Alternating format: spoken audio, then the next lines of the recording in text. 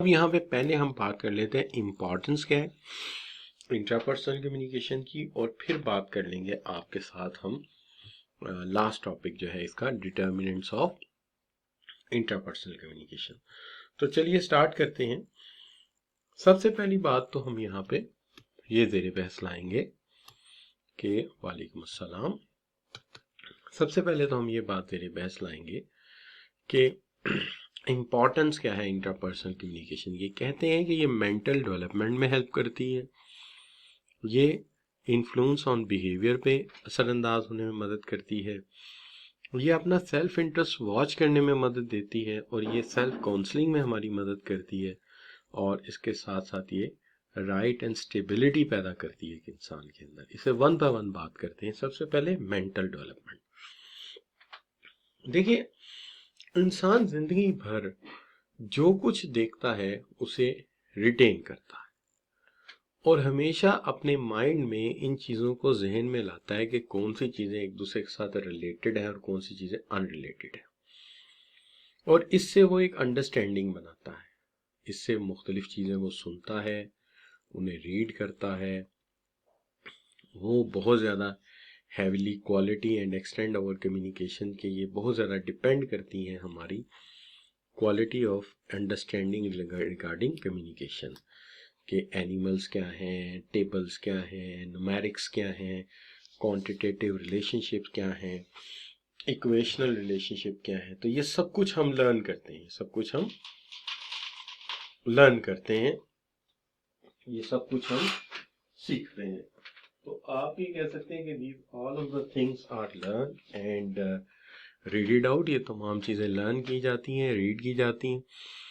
तो हमें ये मानना पड़ेगा कि जिस दिन हमने पहला बुक खोला था और उसके अंदर हमने जो है ए फॉर एप्पल पढ़ा था, वहाँ से लेके आज तक जितनी भी बुक्स हमने खोली, कंप्यूटर हमने खोले, मुख्तलिफ चीज़ें रीड की, उनमें से बहुत सारी चीज़ें अपनी मेमोरी में हमने रिटेन की।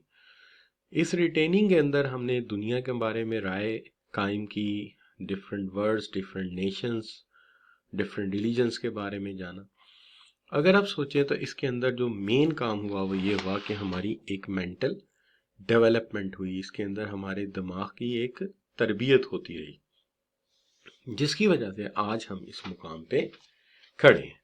वरना अदरवाइज अगर हम ये सारा प्रोसेस से ना गुजरे होते तो आज भी हम वहीं खड़े होते। शायद आज हम पढ़ने की ख्वाहिश करते तो हमें वो अलिफ बाबा वाला कायदा होता और वो जो ए फॉर एप्पल वाला बुक है वो शुरू करते हैं।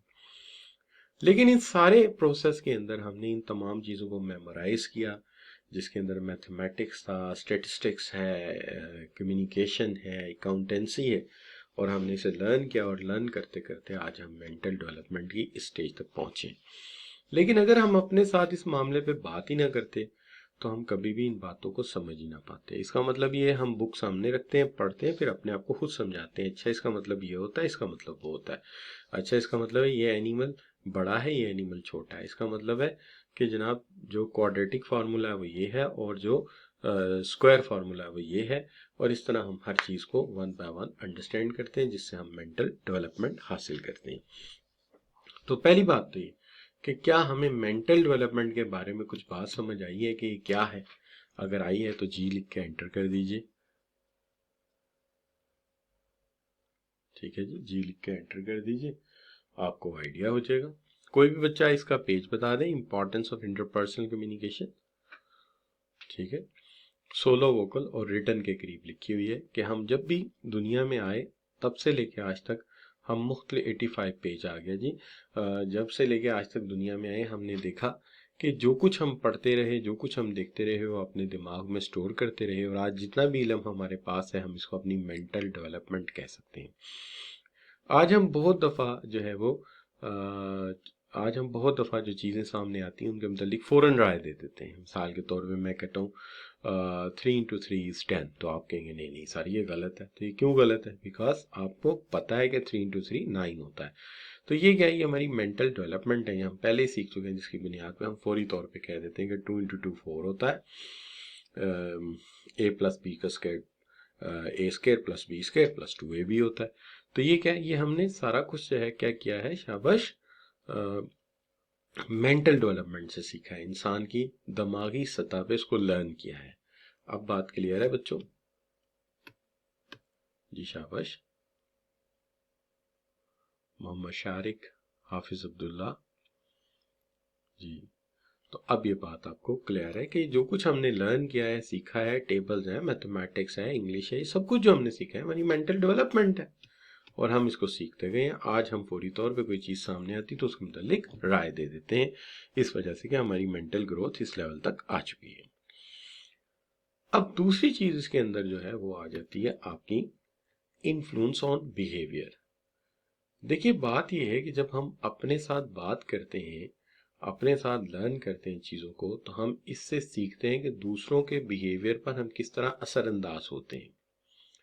हम दूसरों को, अपने आप को दूसरों की जगह ले जाकर सोचते हैं, और हमेशा जज्बात को समझने की कोशिश करते हैं, एक्सपीरियंस को समझने की कोशिश करते हैं, नॉलेज को समझने की कोशिश करते हैं, ओपिनियन को समझने की कोशिश करते हैं, व्यूज, वैल्यूज एंड एटीट्यूड समझने की कोशिश करते हैं। इससे क्या होता है, इससे thoughts and ideas that flow within the mind are influenced by an individual's temperament. इससे ये जो सोचें हैं ये हमारे रवैयों पर असरअंदाज होती हैं, और हम सीखते हैं कि दूसरे ऐसे क्यों सोचते हैं, वो ऐसा क्यों करते हैं, कोई नाराज है तो क्यों नाराज है, अगर किसी के पास ये नॉलेज है तो उसकी क्या वजह है, किसी बंदे की ये राय क्यों कायम हुई, ये व्यूज लोगों के क्यों हैं। इस तरह हम बिहेवियर पर इन्फ्लुएंस करना सीखते हैं, और ये बात शक की नहीं है। देखिए कोई भी चीज़ है, कोई नॉलेज है, आप कोई इल्म सीखते हैं, आप कोई वैल्यूज सीखते हैं, आप कोई एथिक्स सीखते हैं, तो क्या इसका आपके बिहेवियर पर कोई असर नहीं आएगा? क्या ख्याल है बच्चों? यानी एक बंदा इस्लामियात की पूरी किताब पढ़ ले, कुरान को हिफ्ज कर ले, अहादीस को हिफ्ज कर ले, तो क्या उसके बिहेवियर पर ये चीज़ असरअंदाज नहीं होगी? क्यों बच्चों? क्या नॉलेज सिर्फ लर्न करने के लिए होता है, अमल करने के लिए नहीं होता? जी, क्या ख्याल है आपका? Can you put some comments in the comment chat box? होगी, बिल्कुल होगी। तो ऐसी ही बात है कि पहले हम इल्म हासिल करते हैं, चीज़ों को सीखते हैं, मैथ क्या है, इंग्लिश क्या है, उर्दू क्या है, साइंस क्या है। जब हम ये सारी चीज़ें सीख देते हैं तो फिर ये चीज़ें हमारे रवैयों को बदलती हैं। इंसान को देख के फौरन पता लगता है कि ये पढ़ा लिखा आदमी है। तो एक्सपीरियंस हो, नॉलेज हो, ओपिनियन हो, व्यूज हो, वैल्यूज हो, एटीट्यूड हो, ये सब इन इंफराद के टेम्परामेंट और उनके बिहेवियर पर असरअंदाज होती हैं। ठीक है जी, ये सब उनके बिहेवियर पर असरअंदाज होती हैं। यहाँ पे 3-4 मिनट का मैं रिदम ब्रेक लूंगा, ताकि सबसे पहली बात तो मैंने ये की कि देखिए हमने जब से स्कूल गए, थोड़े बड़े हुए, पहली बुक से लेके आज तक असूल सीखे, कानून सीखे, कायदे सीखे, प्रिंसिपल सीखे, जिससे आज हम दिमागी सतह पे यहाँ पहुंच चुके हैं। ये सब कुछ लर्न करना क्या था? हमारा मेंटल डेवलपमेंट था। दूसरी तरफ हमने जो इल्म सीखा, वैल्यूज सीखी, ओपिनियन सीखी, व्यूज बनाए, उससे हमारे रवैये भी मुतासिर हुए, और आज हम जिस तरह के बिहेवियर रखते हैं इसके पीछे हमारा नॉलेज है, एक्सपीरियंस है, ओपिनियन है, व्यूज है और वैल्यूज है। अंडरस्टूड बात है। और हमारी राय है मुख्तलिफ चीज़ों के मुतालिक, हमारा एटीट्यूड है। उसी के मुताबिक हमने कंक्लूड किया है कि हमें अकाउंटेंसी अच्छी लगती है, हमें फिजिक्स अच्छी नहीं लगती। हम अकाउंटेंसी पढ़ना चाहते हैं, हम बायो नहीं पढ़ना चाहते। ये सब हमारा रवैया है। अब सवाल ये है आप बच्चों से, अगर मैं आपको किसी इंटरव्यू में भेजता हूं, मैं आपको किसी मीटिंग में भेजता हूं, या मैं आपको किसी कस्टमर के साथ बात करने भेजता हूं, या मैं किसी नाराजगी की सूरत में दो पार्टियों के दरमियान आपको मुनसफ बना देता हूं, क्या ये करने से पहले एक दफा आपको अपनी राय नहीं सोचनी पड़ेगी कि आप क्या सोचते हैं इस मुताबिक? यानी मैं आपको कहता हूं कि आप इंटरव्यू दीजिए, या मैं आपसे कहता हूं कि आप कस्टमर से जाके बात कीजिए। सवाल ये है कि क्या ये सब कुछ करने से पहले एक दफा आपको अपनी ओपिनियन नहीं लेनी होगी? ए पार्टी कहेगी इसने मेरे साथ ये ज्यादती की, बी पार्टी कहेगी ये यहाँ गलत है, लेकिन उन दोनों की राय सुनने के बाद आपकी क्या कायम होगी? एक आपकी अपनी क्या कायम हो जाएगी? शाबाश, क्या कह सकता हूं इसको? दो पार्टीज की मैंने ओपिनियन सुनी, उसके बाद मेरी अपनी भी एक बन गई। क्या? शाबाश, कमेंट्स में लिखी दो यार। मेरी अपनी भी एक राय बन गई ना, मेरी अपनी भी एक ओपिनियन बन गई। तो जब मैं दूसरों के सुनता हूं तो मेरी अपनी भी तो कोई राय होगी ना, मेरी अपनी भी कोई ओपिनियन होगी।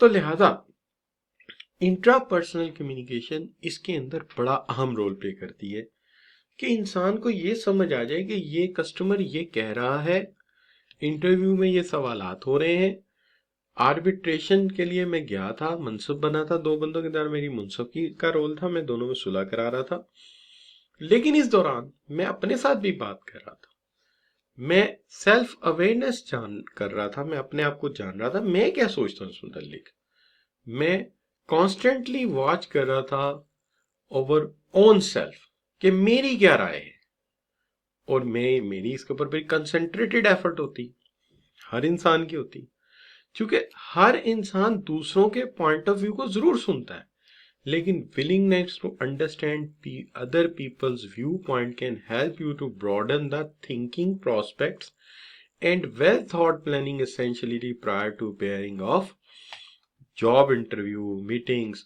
तो आप दूसरों की राय सुनते रहते हैं, लेकिन उससे आप अपनी राय को भी अपडेट करते रहते हैं, आप अपनी भी कम्युनिकेशन को बेहतर करते रहते हैं, और दूसरों की राय को सुनते सुनते एक वक्त आता है कि आपकी अपनी भी एक राय बन जाती है।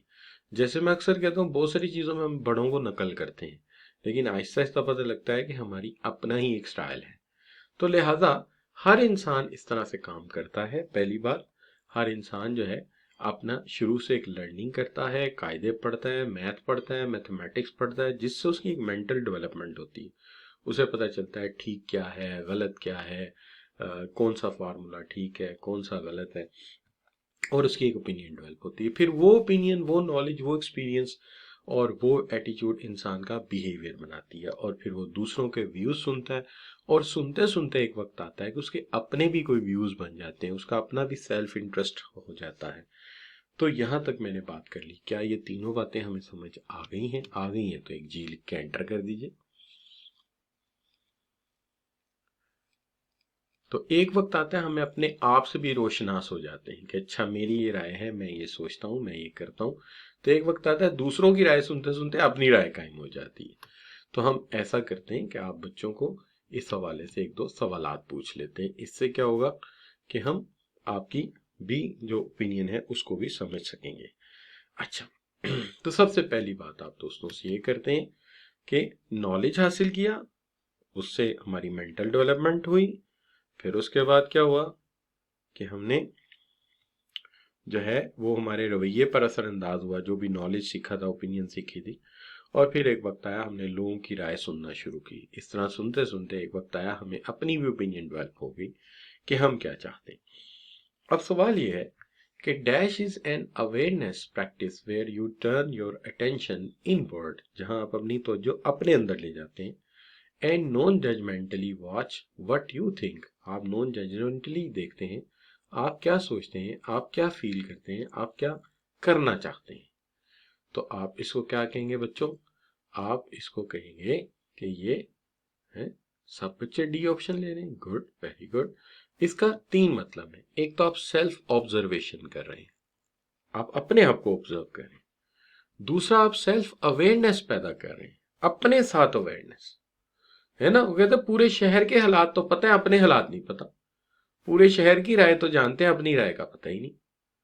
लेकिन ये नहीं होना चाहिए। सेल्फ ऑब्जर्वेशन, तुम क्या चाहते हो, सेल्फ अवेयरनेस, अपने से awareness, constant watch over one self, one own self, अपने ऊपर नजर रखना। पहले ऑल ऑफ अबव, बिल्कुल ठीक कहा आप लोगों ने। अच्छा जी, अब आगे बात, imagine a kind of neutral person has full access to your inner landscape. The person neutrally describe your thoughts, emotion, sensation as they occur within you। इंसान दूसरों की राय को सुनता है, थॉट को सुनता है, इमोशंस को सुनता है, बिल्कुल ऐसे ही जैसे कि दे अक्कर विद इन यू, जैसे कि वो राय तुम्हारे अंदर पैदा हो रही है। तो इसको मैं क्या कह सकता हूँ? शाबाश, हाफिज नईमुल्लाह कह रहे हैं कि ये सेल्फ अवेयरनेस है कि दूसरों के थॉट को सुनना, दूसरों की राय को सुनना, लेकिन बाद ऐसा ही होना कि जैसे तुम्हारे अंदर भी कोई राय है, तुम्हारे अंदर भी कोई सोच है। तो इसको कहेंगे सेल्फ अवेयरनेस। वर्ड ऑब्जर्वेशन तो है ही है, लेकिन इन दी एंड क्या है? They occur within you, they occur within you, जो तुम्हारे अंदर है। तुम्हारे ब्रेन जो है वो तुम्हें बता रहा है, तुम्हारा ब्रेन तुम्हें बता रहा है, ये तुम्हारा ब्रेन है, ये तुम्हें बता रहा है कि तुम्हारे अंदर क्या है, क्या सोच रहे हो तुम। ठीक है ना? मेरी ड्राइंग ज्यादा अच्छी नहीं इसलिए इस तरह का ब्रेन बन गया। वैसे ब्रेन कुछ इस तरह का होता है ना बच्चों? यू करके बना होता है। अच्छा, तो बी ऑप्शन आपने ले लिया, बिल्कुल सही है, सेल्फ अवेयरनेस। अब बात आ जाती है आपके साथ, कभी ऐसा भी होता है कि हम राय लेना चाहते हैं तो पहले दूसरों की बजाय अपने से राय लेते हैं। क्योंकि ऐसा होता है जिंदगी में कि हम कहते हैं ठहरो ठहरो यार जरा मुझे सोचने दो, एक मिनट। तो जब आप कहते हो ठहरो ठहरो मुझे सोचने दो, तो आप किससे मशवरा करते हो? जी शाबाश। कोई सिचुएशन सामने आती है, आप कहते हैं एक मिनट ठहरो यार जरा सोचने दो, तो आप किससे मशवरा करते हैं? आप खुद अपने साथ मशवरा करते हैं। तो ऐसा होता है कि इंसान अपने साथ भी मशवरा करता है। इसको हम कहते हैं सेल्फ काउंसलिंग। इसको हम क्या कहते हैं? Self counselling. Before communicating with the world one need to communicate within oneself. सोचो फिर बोलो, तोलो फिर बोलो। कि किसी से बात करने से पहले खुद सोचना पड़ता है। जैसे ये पेपर पे लिख रहे हैं तो ये दूसरों से बात है ना, पेपर तो दूसरे चेक करेंगे, लेकिन उससे पहले ये नौजवान सोच रहा है। तो इसका मतलब ये है कि दूसरों से बात करने से पहले अपने साथ बात करो।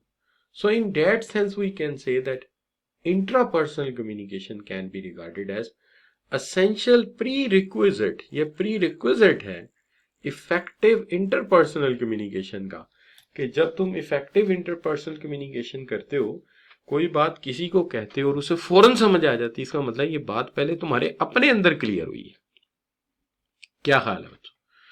तो इसका मतलब पहले इंसान सेल्फ काउंसलिंग करता है, फिर दूसरों से जाके बात करता है। लिहाजा ये है, दूसरों से बात करने से पहले अपने साथ तो बात कर लो यार। तो अपने साथ बात करने का मतलब है किसी दूसरे से मशवरा नहीं कर रहे आप अपने साथ मशवरा कर रहे हैं। अच्छा, अगर बात समझ आ गई है तो इस सवाल का जवाब दे दो। Dash is a process of examining one's own behavior using psychoanalytical method of free thinking and free association। इंसान किसी के रवैये से पहले क्यों ना अपने रवैये पे बात करे, है ना जी?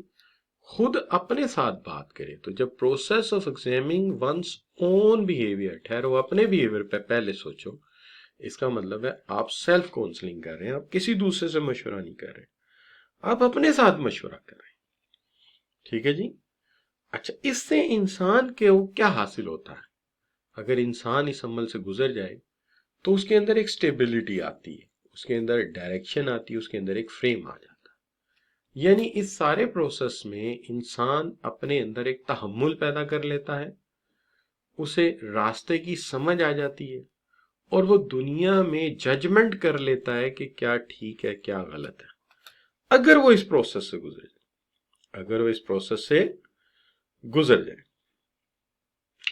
हाल बता ये जरूर है कि दुनिया की हर सेल्फ स्टीम और दुनिया की हर राय जो है वो हमेशा दूसरों से पूछने से हासिल होती है। यानी कोई भी इंसान पैदाइशी तौर पे थॉटफुल नहीं होता, पैगंबरों के अलावा कोई भी इंसान पैदाइशी तौर पे जो है वो थॉटफुल नहीं होता।